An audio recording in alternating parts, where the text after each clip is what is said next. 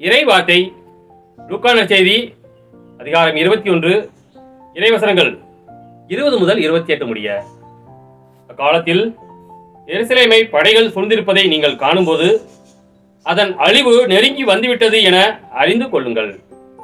அப்போது யூதேயாவில் உள்ளவர்கள் மலைகளுக்கு தப்பி ஓடட்டும், நகரத்தின் நடுவில் உள்ளவர்கள் வெளியேறட்டும், நாட்டுப்புறங்களில் இருப்பவர்கள் நகரத்துக்குள்ளே வரவேண்டாம், ஏனெனில் அவை பழிவாங்கும் நாட்கள். அப்போது மறைநூலில் எழுதியுள்ள யாவும் நிறைவேறும்.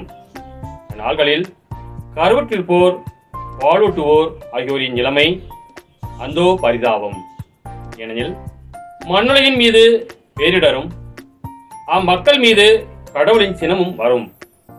அவர்கள் கூரான வாள்களால் வீழ்த்தப்படுவார்கள், எல்லா நாடுகளுக்கும் சிறைப்பிடித்து செல்லப்படுவார்கள். பிற இனத்தார் காலம் நிறைவு பெறும் வரை எருசலேம் அவர்களால் விதிக்கப்படும். மேலும் கதிரனவிலும் நிலாவிலும் விண்மீன்களிலும் அடையாளங்கள் தென்படும். மண்ணுலகில் மக்களினங்கள் கடலின் கொந்தளிப்பின் முழக்கத்தினால் கலங்கி என்ன செய்வதென்று தெரியாது குழப்பம் அடைவார்கள்.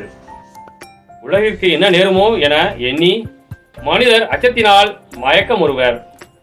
ஏனெனில் வான்வெளி கோள்கள் அதிரும். அப்போது மிகுந்த வல்லமையோடும் மாட்சியோடும் மானிட மகன் மேகங்கள் மீது வருவதை அவர்கள் காண்பார்கள்.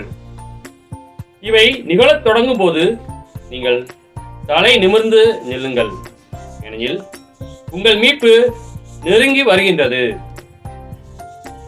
கிறிஸ்துவின் நற்செய்தி.